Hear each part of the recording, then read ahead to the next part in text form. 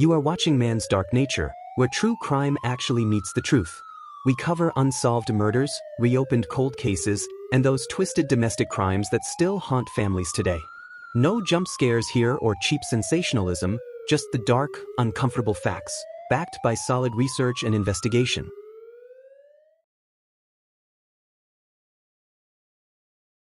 In the rolling hills of northeastern Oklahoma, beneath the prairie grass and red earth, lay one of America's richest oil deposits. By the 1920s, this discovery had transformed the Osage Nation into what many called the wealthiest people per capita on Earth. But wealth, as history would repeatedly demonstrate, often attracts predators. What followed was a systematic campaign of murder so audacious, so calculated, and so deeply rooted in institutional racism and greed that it would fundamentally reshape American law enforcement forever. This is the story of the Osage Murders, a conspiracy that claimed dozens of lives, exposed the corruption of an entire system, and became the first major case for what would eventually become the Federal Bureau of Investigation. It's a tale of betrayal by those closest to the victims, institutional failure on a staggering scale, and the relentless pursuit of justice against impossible odds. The Osage Nation's path to wealth began with what seemed like a stroke of legislative fortune. Under the Osage Allotment Act of 1906, all subsurface minerals within the Osage Nation Reservation, present Osage County, Oklahoma, were tribally owned and held in trust by the U.S. government. Osage mineral leases earned royalties that were paid to the tribe as a whole, with each aladi receiving one equal share, or head right, of the payments. Unlike other Native American reservations where the government had divided mineral rights among individual allotments, the Osage had successfully negotiated to maintain collective ownership of their subsurface resources. This decision proved prophetic. When oil was discovered in vast quantities beneath their land, each Osage tribal member received a head right, an equal share of the tribal mineral revenues. By the early 1920s, these quarterly payments could reach into the thousands of dollars, making many Osage families incredibly wealthy almost overnight. Some families were receiving annual incomes equivalent to millions in today's currency. But there was a crucial detail embedded in the law that would prove fatal. A head right was hereditary and passed to a deceased aladi's immediate legal heirs. One did not have to be an Osage to inherit an Osage head right. This seemingly innocuous provision created a perverse incentive structure that would soon attract the attention of those willing to kill for wealth. The Osage, suddenly flush with oil money, found themselves in an impossible position. Their wealth made them targets, while the racist social structure of 1920s Oklahoma made them vulnerable. Many were required by law to have white guardians manage their finances, ostensibly to protect them from exploitation. These guardianships, imposed by courts that viewed Native Americans as inherently incapable of managing money, would become vehicles for systematic theft and murder. In May 1921, the badly decomposed body of Anna Brown, an Osage Native American, was found in a remote ravine in northern Oklahoma. The discovery marked the beginning of what would become known as the Reign of Terror, a period of systematic murder that would claim dozens of Osage lives over the next several years. Anna Brown was no random victim. She was a member of one of the wealthiest Osage families, and her death would trigger a chain of inheritance that seemed almost too convenient to be coincidental. After she sobered up a bit and had a bite to eat, Brian Burkhart, the younger brother of Molly's husband Ernest, offered to drop Anna off at her home. Anna said goodbye to Molly and headed out the door with Brian. It was the last time Molly ever saw her sister. The circumstances of Anna's final night revealed the intimate nature of the conspiracy that was unfolding. She had been drinking with her sister Molly and Molly's husband Ernest Burkhart at a local establishment in Fairfax, Oklahoma. When Brian Burkhart, Ernest's younger brother, offered to drive her home, it seemed like a natural act of family courtesy. Instead, it was a calculated move in a murder plot. A week later, a boy who was squirrel hunting near a ravine north of the town of Fairfax found a rotting corpse. The gold fillings and the blanket meant it had to be the body of Anna Brown. Two local doctors, James and David Shawn, performed an autopsy. What they discovered was chilling. Anna had been shot in the back of the head, execution style. But Anna's murder was just the beginning. Half of Anna's head rights were inherited by her mother Lizzie Q, who died exactly 60 days later. The timing was suspicious. Lizzie's death came precisely when her inheritance from Anna would be most valuable. Her remaining heirs included Molly Burkhart, Rita Smith, and Grace Bighart, setting up a deadly game of inheritance roulette. Estimates vary, but approximately 24 Osage Indians died violent or suspicious deaths during the early 1920s. The majority of these crimes occurred in or near Fairfax and were rarely investigated by local authorities. Some were never solved. The pattern was becoming clear. Wealthy Osage were dying at an alarming rate, and in many cases, their deaths directly benefited white relatives, guardians, or associates. The methods of murder varied, suggesting a sophisticated operation with multiple players. Some victims were shot, others poisoned, and still others died in mysterious explosions. The deaths of some alleged victims who lacked discernible wounds were simply ascribed to indigestion, peculiar wasting illness, ES, or causes unknown. Local authorities seemed remarkably incurious about these deaths, often ruling them accidental or attributing them to vague natural causes without thorough investigation. At the center of this web of murder stood a man who called himself the King of the Osage Hills. The self-styled King of the Osage Hills masterminded a heinous spate of killings targeting oil-rich Indians. William King Hale had arrived in Osage County from Texas in the early 1900s, initially working as a cattleman. But Hale was far more than a simple rancher. He was a calculating predator who had identified the Osage oil wealth as the ultimate prize. William or Bill Hale, the so-called King of the Osage Hill, had arrived from Texas and worked as a local cattleman. He'd also bribed, lied, and stolen his way to power and wealth. Hale employed his nephews, brothers Ernest and Brian Burkhart, to work for him. Hale's operation was a family affair, with his nephews serving as both instruments of his will and strategic marriage partners to integrate into Osage families. The centerpiece of Hale's strategy was the marriage of his nephew Ernest Burkhart to Molly Kyle, a full-blood Osage woman from one of the wealthiest families in the nation. William K. Hale encouraged his subservient nephew Ernest Burkhart to marry Molly Kyle, and allotted if this wasn't a romance. It was a calculated business transaction designed to position the Burkhart family to inherit Molly's substantial head rights and those of her family members. Hale's connection to Anna Brown's family was clear. Ernest was married to Anna's sister Molly, making him a potential heir to the family's oil wealth. Through this marriage, Hale had gained intimate access to the family dynamics, financial details, and daily routines of one of the wealthiest Osage families. Hale's criminal empire extended far beyond a single family. He had systematically cultivated relationships throughout Osage County, positioning himself as a benefactor and friend to the native community while secretly orchestrating their destruction. He provided loans, offered business partnerships, and presented himself as a protector of Osage interests, all while planning their murders. The sophistication of Hale's operation was remarkable. In May 1921, Hale hired Kelsey Morrison to kill Molly's sister Anna Brown. Morrison later confessed to the murder, saying Hale had hired him in exchange for forgiving a $600 debt Morrison owed. This revealed the existence of a contract-killing network, with Hale serving as the financier and coordinator of multiple murders for hire. The murder of Anna Brown was neither isolated nor spontaneous. It was part of a carefully orchestrated campaign to systematically eliminate members of wealthy Osage families. The pattern that emerged showed a level of planning and coordination that suggested this was far more than opportunistic violence. A cousin, Charles Whitehorn, was shot and killed a few weeks later. In March 1923, another family member fell victim to the conspiracy. Each death was strategically timed to maximize the concentration of head rights among the remaining family members, bringing Hale's network closer to controlling the entire family fortune. The psychological warfare aspect of the campaign was particularly insidious. Family members lived in constant fear, never knowing who they could trust.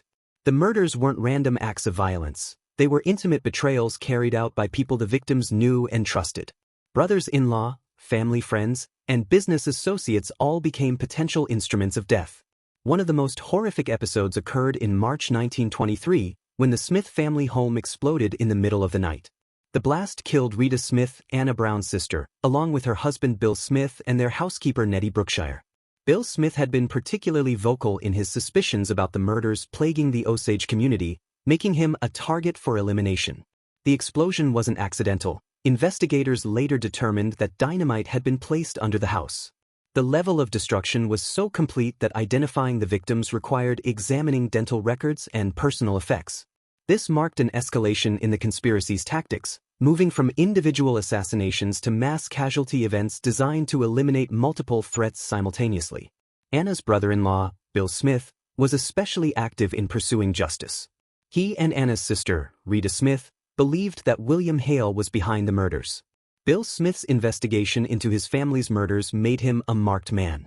His death in the explosion served both to eliminate a threat and send a message to other potential investigators. Questioning the official narrative could be fatal. The most shocking aspect of the Osage murders wasn't just the brutality of the crimes, but the complete failure of local law enforcement and government institutions to protect the victims or pursue justice. This failure wasn't merely incompetence, it was systematic corruption that extended from local sheriffs to state officials. Local authorities in Osage County seemed remarkably uninterested in investigating the suspicious deaths plaguing the Native community. The majority of these crimes occurred in or near Fairfax and were rarely investigated by local authorities. Some were never solved. When investigations did occur, they were perfunctory at best, often concluding with convenient explanations that absolved white perpetrators of responsibility. The coroner's office became complicit in the cover-up, routinely ruling obvious murders as natural deaths or accidents. Autopsies were either not performed or conducted in ways that obscured evidence of foul play. Death certificates listed causes of death that defied medical logic, protecting the perpetrators from scrutiny. The guardianship system, designed ostensibly to protect Native Americans from financial exploitation, instead became a vehicle for systematic theft and murder. White guardians appointed by local courts gained control over their Osage wards' finances, often spending their money freely while providing minimal oversight or protection. Many of these guardians had direct financial interests in their wards' deaths. Local banks, businesses, and legal professionals all benefited from the corrupt system. They processed fraudulent transactions, provided legal cover for suspicious inheritances, and helped launder the proceeds of murder. The entire power structure of Osage County had become invested in maintaining a system that treated Native lives as expendable. The state of Oklahoma showed little interest in investigating crimes against Native Americans. State authorities largely deferred to local officials, accepting their explanations and declining to pursue independent investigations. This institutional indifference reflected the broader racist attitudes of the era, where Native American lives were considered less valuable than white lives. By 1925, the scale and audacity of the murders had become impossible to ignore. By 1925, at least 60 wealthy Osage had died and their land and head rights had been inherited or deeded to their guardians, who were local white lawyers and businessmen. The Osage Tribal Council, frustrated by local authorities' inaction and fearing for their community's survival, made a desperate appeal to federal authorities for help. In 1923, Osage leaders had requested federal government assistance investigating murders of tribal members in the Oklahoma oil fields. The BOI assigned one special agent, Tom White. The Bureau of Investigation, which would later become the FBI, was still a relatively new and small organization under the direction of J. Edgar Hoover. The Osage case would become one of its first major investigations and help establish its reputation as a serious law enforcement agency. The Bureau of Investigation, BOI, which preceded the Federal Bureau of Investigation, FBI, sent investigators to the reservation and found a low-level market in contract killers to kill the Osage for their wealth. This discovery revealed the true scope of the conspiracy. It wasn't just a few isolated murders, but an organized criminal enterprise with multiple participants and a clear profit motive. The choice of Tom White to lead the investigation was crucial to its ultimate success. Tom White, FBI's investigator of the Osage murders, grew up in the shadow of a county jail where his father was the sheriff. White brought both law enforcement experience and personal integrity to the case, qualities that had been conspicuously absent from local investigations. White faced enormous challenges from the moment he arrived in Osage County. Local authorities were hostile and uncooperative, potential witnesses were terrified of retaliation, and the conspiracy had years to establish itself and eliminate evidence. White and his small team of federal agents were outsiders in a community where corruption ran deep and loyalty was often purchased with oil money. The federal investigators quickly realized they were dealing with something far more complex than isolated hate crimes. The murders showed clear patterns of organization, coordination, and long-term planning. Multiple killers were involved, suggesting a command structure with someone directing operations from the top.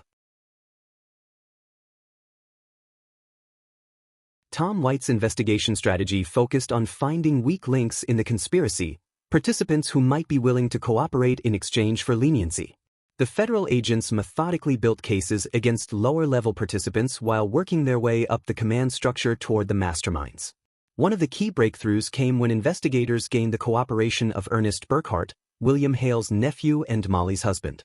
Burkhart was married to an Osage woman and several of the victims had been members of her family. He originally pleaded not guilty, then changed his plea to guilty. He testified that Hale had designed the entire conspiracy in order to get rich from oil deposits found on Osage land. Burkhart's decision to cooperate was both strategic and personal. He faced overwhelming evidence of his participation in the murders, including the assassination of his own wife's family members.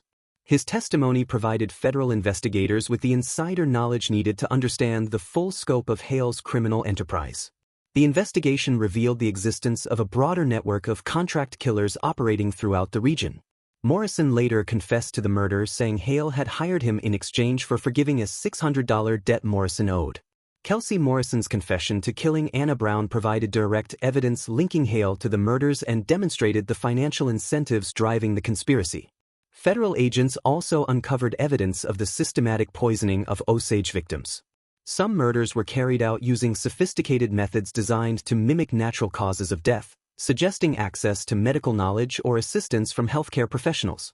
This revelation expanded the investigation to include potential co-conspirators in the medical community. The breakthrough in the Smith family explosion case came through meticulous forensic investigation. Federal agents determined that dynamite had been used and traced the purchase of explosives back to associates of William Hale. This physical evidence provided the concrete proof needed to build prosecutable cases against the conspiracy's leadership. The prosecution of the Osage murder conspiracy faced numerous challenges in the racist legal environment of 1920s Oklahoma. Defense attorneys employed every available strategy to discredit the federal investigation and protect their clients from conviction.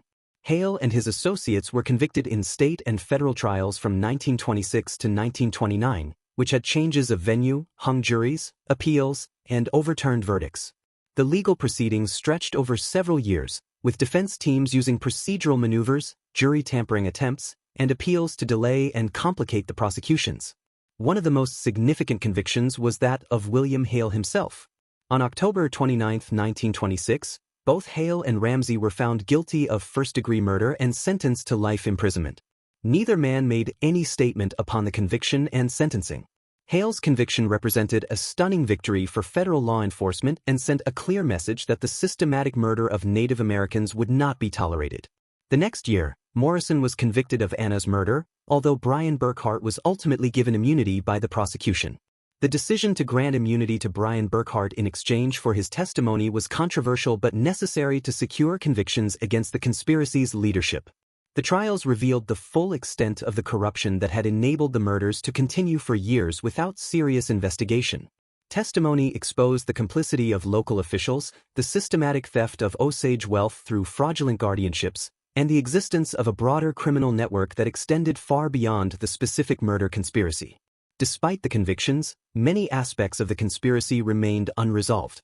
However, it is unknown whether Hale was involved in all of the murders and if he was truly the originator of the conspiracy. The full scope of the criminal enterprise and the total number of victims may never be known, as many suspicious deaths were never properly investigated. The Osage murder investigation marked a turning point in American law enforcement and federal-tribal relations.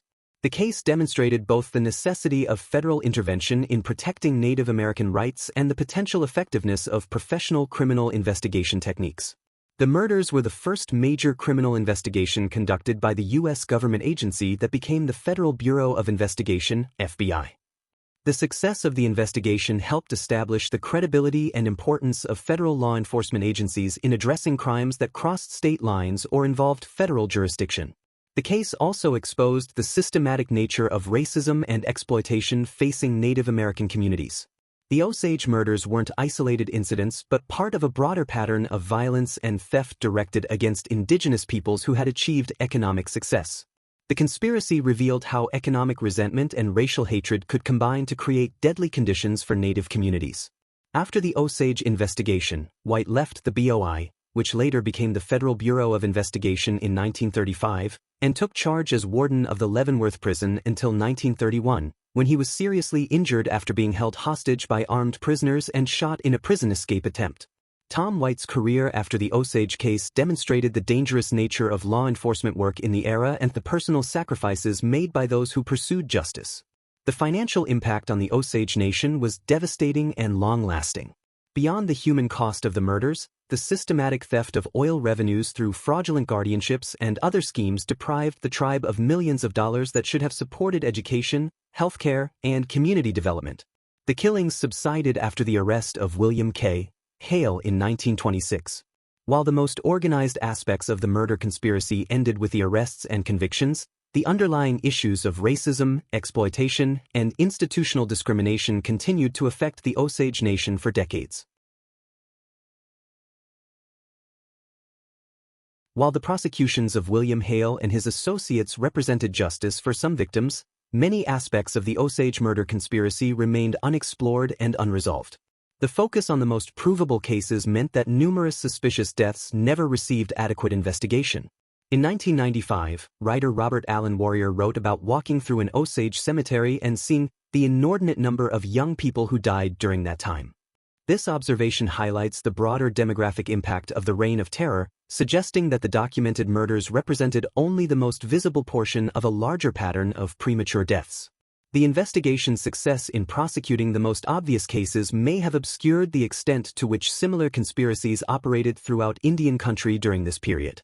The Osage murders gained federal attention partly because of the tribe's unusual wealth and political connections, but similar patterns of violence and exploitation likely affected other Native communities without receiving comparable investigation. Many families never learned the truth about their loved ones' deaths. The focus on cases with the strongest evidence meant that murders involving more sophisticated methods or better-connected perpetrators often went unprosecuted. Some victims' families continued to seek answers decades after the official investigations concluded. The role of women in both perpetrating and resisting the conspiracy remains underexplored.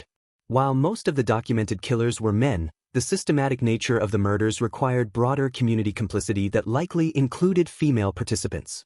Similarly, Osage women like Molly Burkhart showed remarkable courage in surviving and resisting the conspiracy despite being targeted for elimination.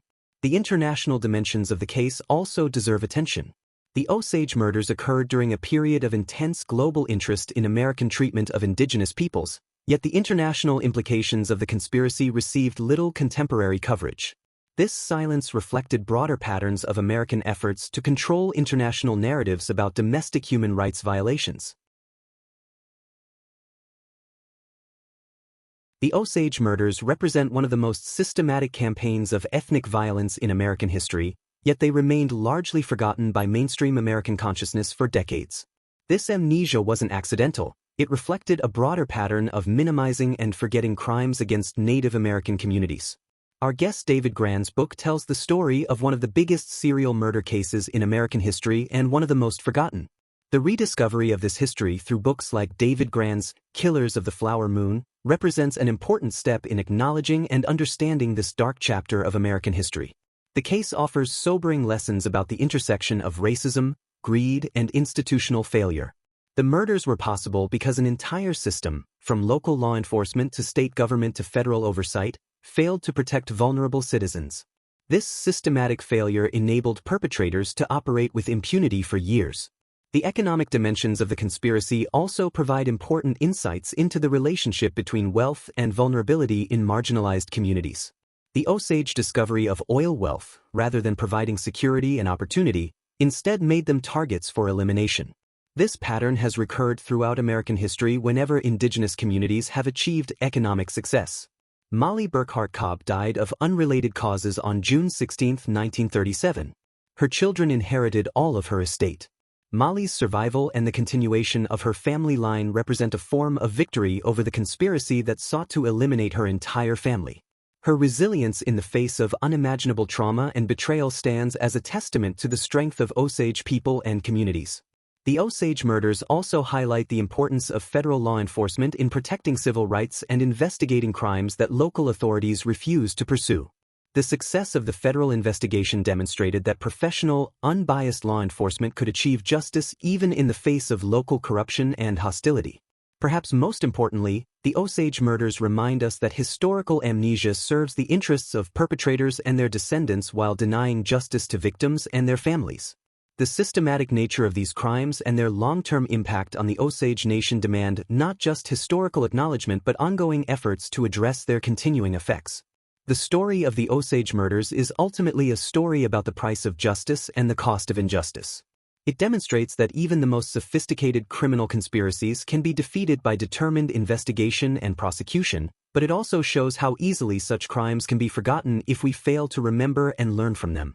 The federal agents who risked their lives to investigate these crimes, the Osage families who endured unimaginable losses, and the survivors who rebuilt their communities all deserve to be remembered not just as victims or heroes, but as human beings whose experiences illuminate fundamental truths about American society and the ongoing struggle for justice and equality.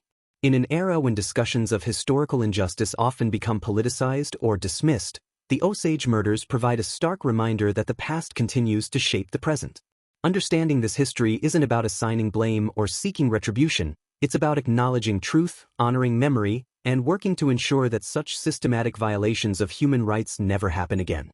The reign of terror in Osage County ended, but its lessons remain relevant for anyone committed to protecting vulnerable communities from exploitation and violence.